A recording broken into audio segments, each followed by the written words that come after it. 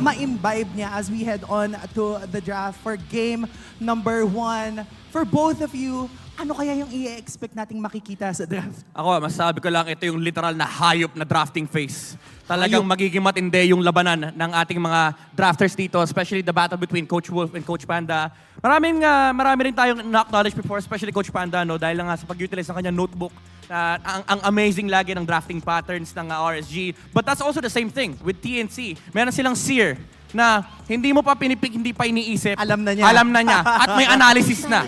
Diba? Nauna pa siya. Kumbaga, Nauna pa sa first. kulang na lang siya na mag-pick para sa'yo eh. Parang may app. Oo, may index eh. Parang may index. Na wolf index. Kumbaga may Panda notebook, may wolf index. And both of these coaches, we all know kung gaano sila ka-fundamental, ka-stick to the book.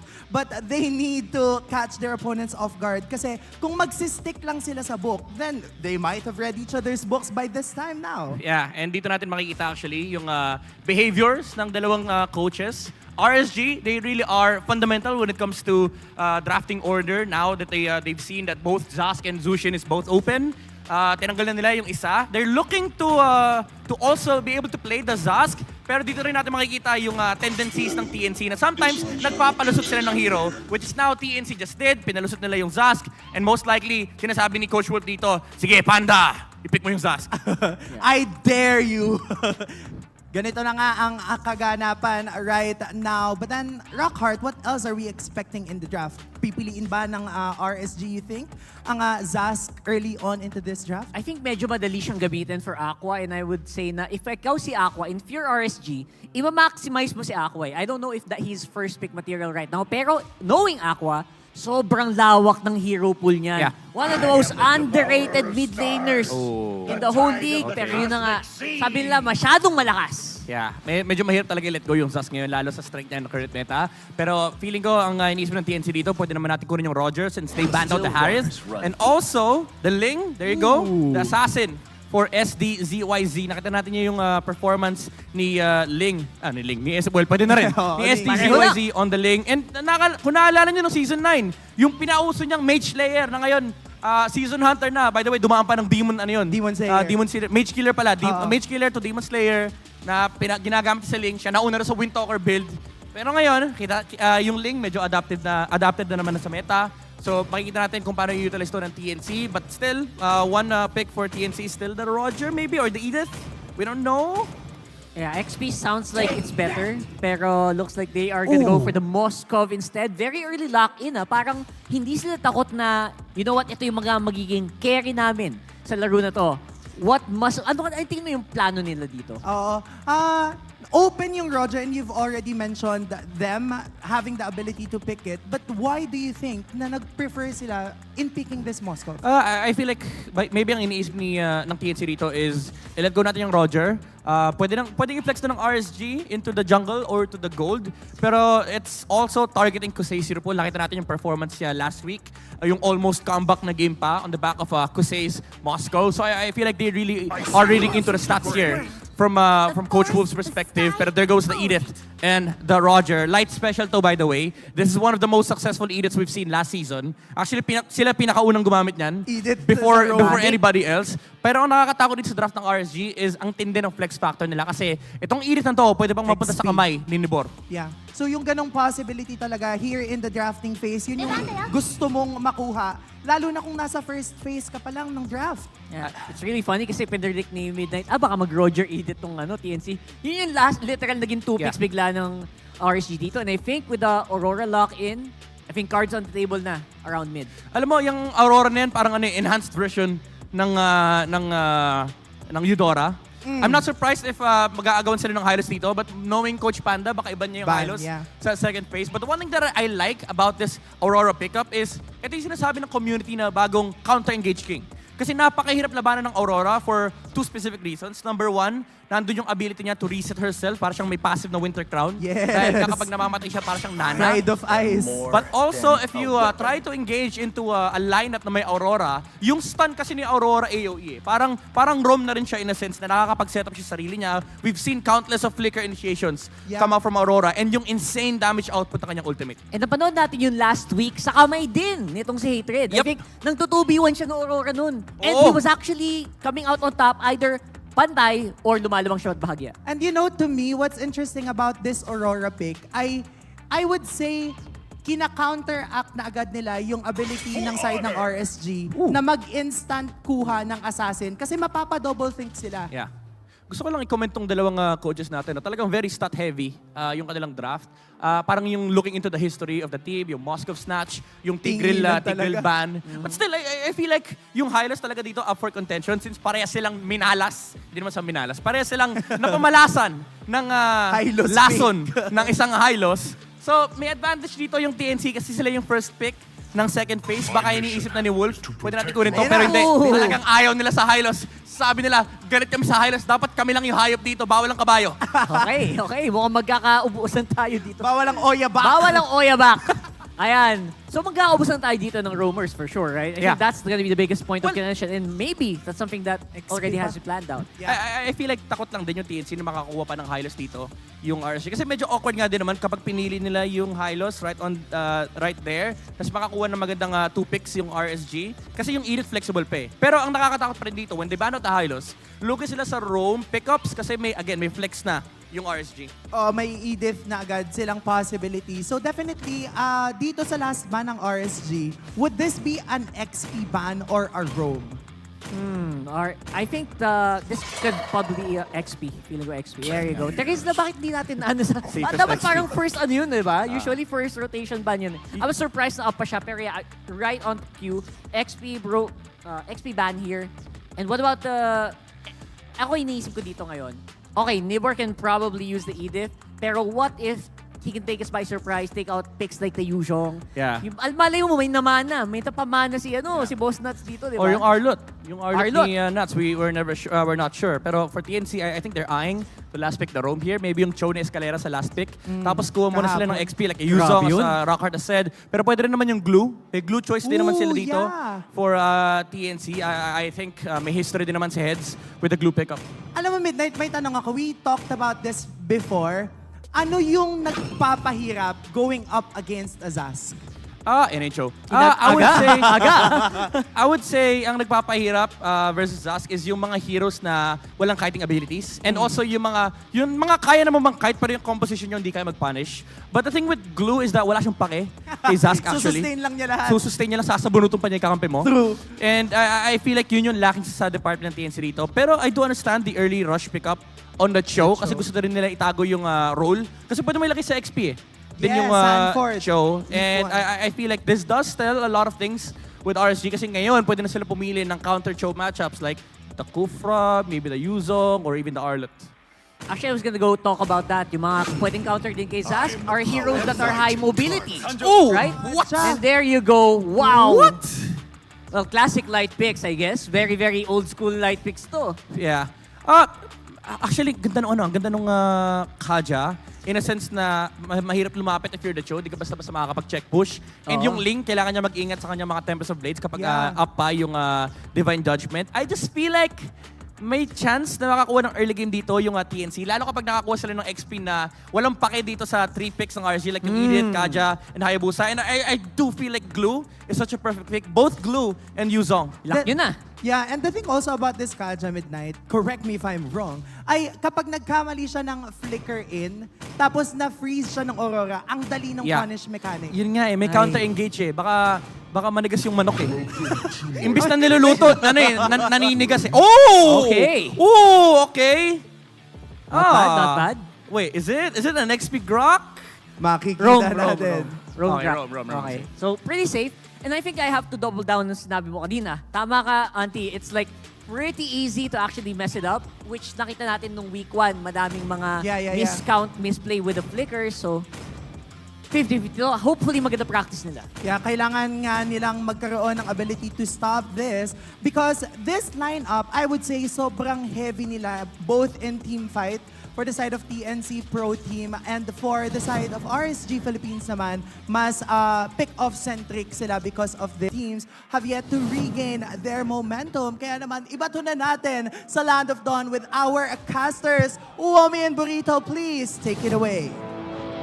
Welcome to Maraming Mobile salamat sa iyo, Legends. Andy, at sa mga ibang kasama dyan sa Infinix Game Tambayan. Welcome to the first game of this best of 3 series, RSG kontra TNC. At makikita naman natin na assassin matchup pa rin ang ating matutusayan. Nakakamiss, no? Parang ilang buwan pa lang ang nakakalipas ng nauso na at bumalik na muli ang mga assassin.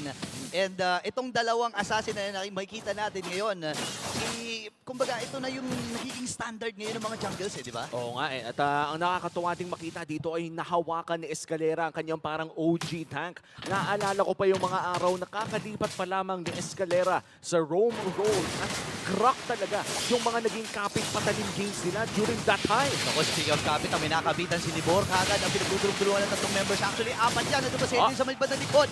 Tatakas ba si Libor? Hindi. First blood kagad para kay Heads. Mukhang kontrolado na ngayon ng TNC ang early game pacing pero si Escalera ay mapupoke ng bahagya. Still, first blood para sa kupunan ng Phoenix Army at napakaganda dahil napunta pa ito sa kanilang roamer na kapag nakakuha ng early game, no, pwede agad makakuha ng kanyang ult ng maaga. Oo, sobrang sakit pa naman ng isang Grok. Remember, iba-iba kasi ang nagiging buuhan dyan eh. Di ba, madalas naka-damage type. Kasi nga naman, di ba, yung percentage ng damage na nakukuha mo, yun din yung sa defense mo eh, di ba? So, yun yung pinakamaganda siguro na part dito para sa isang Grok. Pero wait lang, may konting, may high hello lang muna dito si Nibor Light at saka si Heads at sa SD. Kamustahan lang na makikita natin si Heads and pinag-usapan natin to kanina, no, Burrito, yung matchup ng isang Cho laban sa Edith. In terms of laning ay talagang lamang naman ang Edith in terms of damage pero kung paunahan mag-rotate, parang wala naman, parang Benedetta na lang ata makakahabol sa Cho. Oo nga eh. Ang dami kasing dash talaga ng Joe, no? Jeet Kundo, tapos alis kagad. And napakalaking tulong talaga nung naibibigay na presensya ng isang Cho. Lalo na pag level 4, lalo na pag may Way of the Dragon siya. Kasi any moment, yung flicker niya, yung sulpo niya, pwedeng i-reposition yung sarili para lang tumama doon sa rightest target at maibigay at maihain doon sa mga kasama niya. Napakagandang check push na nagmumula dito kay Hatred at sinimula na nga ang pagong. This is the first turtle of the game at si Escalera at Nibor ata ang magtatapat para i-hold ang objective na to. Still no signs for both junglers. Naghahanapan pa ang parehas na kupunan. Yeah, si Heads nandun sa may gilid. Masi-ispatan ata siya dito ni Nibor. Ngayon, lalayo na muna siya and balik sa kanilang mga jungling patterns. Dito ang kanya-kanya mga junglers. Ngayon, nakita at nahatak na rin si Escalera. Nandun na yung wild charge. Habang si Hatred ginagamit na rin yung kanyang frigid ultimate. And this time si Nibor ang mamamatay. Pero may bawi ba ata? May bawi ba na gagawin dito ang RSG? Buhay pa rin ang jungler ng RSG. Irad could play for the steal pero bantay sarado si Heads. Boxing out Aqua pero yung damage ay ata hindi magiging sapat. That's one kill going to the hands of RSG. Pero ang turtle ay mapupunta sa kamay ng wait lang. Hindi pa pala bagsak. Hindi pa. Si SD ay umatras. Kalahati ang kanyang buhay. Kasi minalas pala siya. Nakatapak siya ng Cyclone ay doon sa parte na yon. Ngayon 2K. Yung buhay ng turtle at si Irad ang makakakuha noon. SD at ang buong kupunan ng TNC ay atras. Pero hindi pa si Irad. Napop na rin yung Pride of Ice. Ngayon sa may bandang likod ay nagkakahabulan din. 2v2. Nandun yung wild shot. Sinamahan yung dalawang members. And si Heads ay nakikipagsabayan sa tatlo. Nandun yung Sipa pero nasa yung follow-up. At doon pala si Kusei. Galing sa may bandang ibaba. Diretso kagad sa gitna. Ngayon nakahatak itong si Light at tutumba din si Heads. RSG ang nakakuha ng mas maraming kills during that fight. But still, Aqua with that Dominator's Descent nakakailang talaga kapag merong Zask sa gitna. Alam mo yung kahit anong team fight mo, pag may nakita kang Torre, parang ayaw mo nang lumaban eh. Okay, tsaka hindi mo kasi alam kung uunahin mo ba yun o yung mga members. Pero sabi ni SD, hindi na. Huwag na natin pag-usapan niya kasi si Light, ang ilaw, nagsisilbing ilaw, ang uunahin natin patumbahin. This is it. TNC still holding the pace. 400 ang kanilang lamang in SD. 3-0-2 already, 90% kill participation. Ito yung masayang lingin na early game pa lang ay nakakakuha na ng pera. Slight item check tayo dito. Nakuha naman na kanyang first item. Napaka-importante ng critical chance para dito kay Lane. Yeah, and actually gusto kong tutukan dito, no, yung first item na Sky Piercer para dito kay Kusei. Kapag ka kasi ikaw ay isang Roger, tapos nagpo-first item ka ng Sky Piercer, ibig sabihin, super confident ka na kaya mong lumamang doon sa katapat mo, di ba? Oo, and medyo pressure din yun para sa RSG na maglaro around Kusei. Dahil kung nakita naman na natin ang adjustment sa Sky Piercer, medyo hindi na siya magandang item kung hindi mo rin masastakan. Kaya naman kailangan maglaro ng RSG ngayon around their Roger. Ang tanong ay, may execute nga ba nila yon? Ngayon na umiikot na ang TNC around that gold lane area. Yeah, ito na naman yung ikot na i-expect natin kasi kapag ka meron kang Grok, alam mo yon yung idea lang na hindi ka naka-crowd control dahil nga doon sa sa passive na meron ka, di ba? Ang laking tulong na kagad nun. Plus any moment kasi pwede mong pwede mong bangkain kagad, di ba, ng mabilisan. Pero parang sumiset up na sila dito sa Turtle, ha? Oh wow, half HP para dito sa Turtle na to. Nice hold mula sa RSG pero heads, nandun na rin sa likod si Nibor. Nakahanap ng isa. Inunahan ata sila dito, nagamit na rin yung Frigid Base. Yeah, pero sira na makakuha ng unang kill na yon dito sa nagiging team fight na nasasaksihan natin. Nibor versus 3, siya lang ang humaharap. Napakatapang ni Nibor ngayon. Ang RSG ay malayang makakapwesto dito sa second Turtle ng ating game at isusuko na ni S dito. Tournament na ata, and that's the Turtle secured for the side of RSG at agarang pag-rotate doon sa may bandang ibaba. And this is already going to be a hot fight dito sa may bandang gold lane. Pero mukhang nabasa ng TNC ang rotation na yon. Agaran naman na pumunta ang kanilang mga kakampi. Yeah, sobrang ganda na nangyayari dito na palitan lang pagdating sa gold lead. Kanina, noong mga 3 minutes, 4 minutes, hawak ng TNC. Ngayon, hindi pa naman ganun kalaki. Pero the fact na nakokontrol mo yung gold lead, ibig sabihin, ikaw yung mas nakakaabante, no? Mas nakakaangat. At sabihin na natin na mas confident kayo na lumaban. Lalo, ito, 1.1k na. Parang may pinaplano sila sa may bandang ibaba. Heads. Nako, nice bush check mula kay Heads. The Shunpo saving his life pero biglang nag-flicker in. O, ginatak na nga at hindi ata makakatakas. Hindi, sabi niya, hindi. Kaya kong tumakas. Meron akong flicker. Tapak ng Cyclone Eye.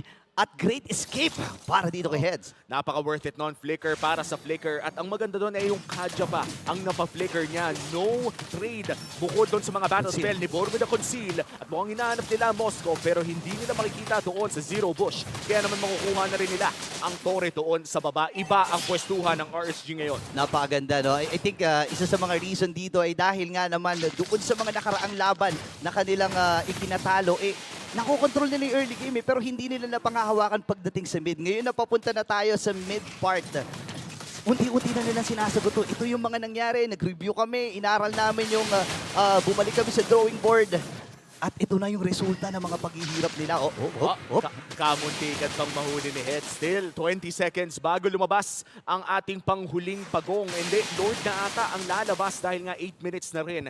And this might just be an objective na kontrolado na ng RSG mainly because sa kanilang pwestuhan. Pero tatandaan natin, ang lineup ng TNC ay lamang sa side lane push. Napakabilis nilang umikot sa mapa. Yeah, yung macro play, yan talaga yung aasahan natin. Lalo na kapag meron kang link, di ba? Napakabilis mong mag-split, kumuha ng mga objective. At mabilis ka rin sumama if ever man na may mga objective takings na pinaplano. Kasi ngayon ay nagkukumpulan na ang RSG doon sa may Lord area. Escalera, nice pata na rin, ha? Oo, nakita rin sa mapa ngayon yung Moscow. Kaya naman mga nag-all in na sa Lord ng RSG. Tanong, sino makakakuha nito? Minamadali nila pero si SD ang magtatagumpay doon sa Retribution Battle na yun habang nandun yung one charge. Bagsak si Light. Sino magiging next sa target dito? Si Nibor. Bumaba na rin doon sa kanyang primary rat. Nagamit yung Precision Blazer at na-pin down. Tatlong mamamatay para sa RSG at ang TNC ay umaangat na. Ang daming nakuha ng TNC doon.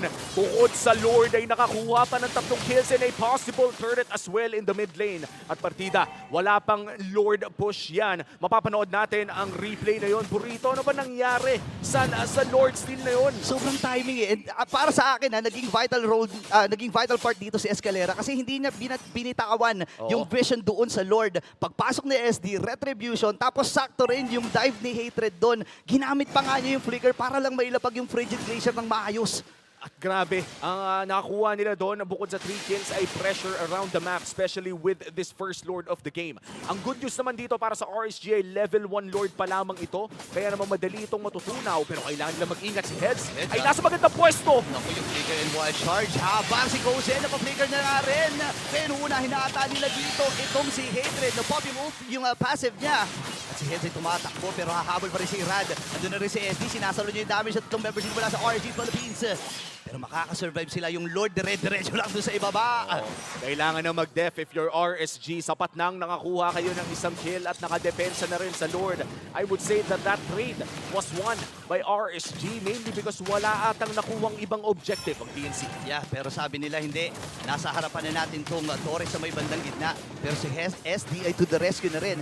And ito yung, para sa akin, ito yung mahirap na part no, kapag merong Ling. Kasi any moment, may mga pick-off ka or ikaw yung magki-clean up ng team fight. Kaya ang goal lang dito ng TNC, sige papulahin natin kahit sino dyan. Tapos andyan si SD para tapusin yun. At napakaganda rin kasi ng bukod sa TNC sa macro play. Grabe naman yun, boss! Natunaw ko agad pero nagamit niya. Crucial, dominates si Seth. Habang pinagsaluan dalawang members dito mula sa side ng TNC yung shadow kill. Tumama rin yung sipat. Pero mamamatay kagad yung bato. Escalera will go Ayun na. down. Same with Heads. Bigla-bigla, tatlo kagad ang tumumba para sa TNC. Pinagkakalmot na ni Kuseymen. Oh no. Ayan na ang paboritong salita ni Burrito, ang pagkakalmot.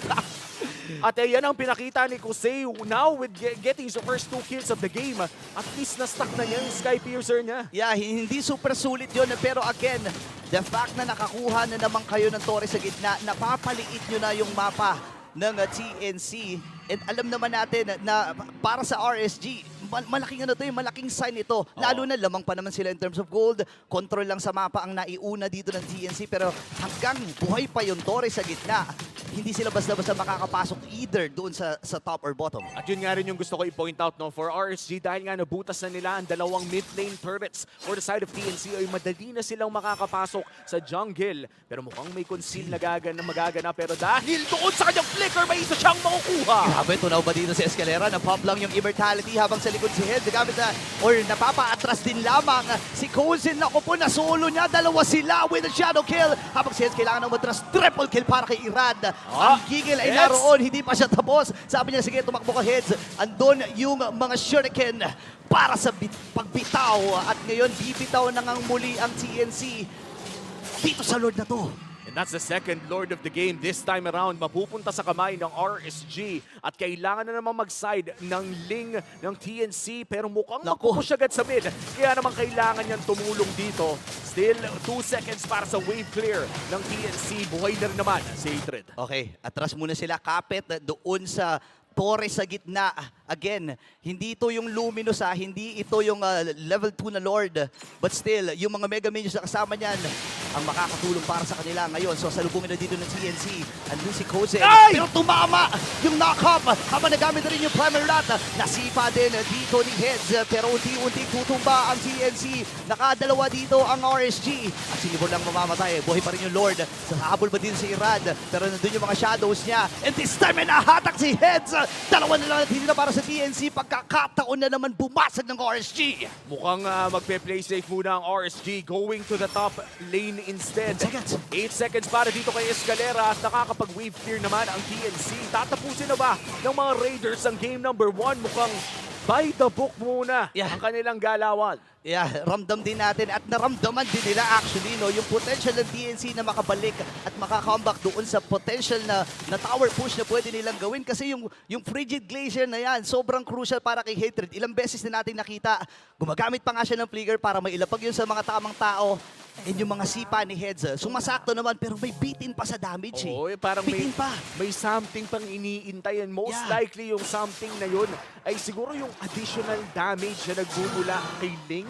Mainly because papunta naman na tayo dun sa kanyang last item na kung hindi ako magkakamali, mukhang it's either going for the Sea Halberd o kaya papuntang Blade of Despair na POD. dahil yan na lang naman ang mga binibuildan ng mga sword na ganyan. Iniintay na lamang natin kung ano nga ba ang pangsara ng TNC but for RSG with a 6K gold lead, ramdam mo na talaga yung lamang nila in this game. Yeah, ito yung sinasabi ni Panda kanina na yung fundamentals na papaganahin nila at mas malaki talaga ang Panda.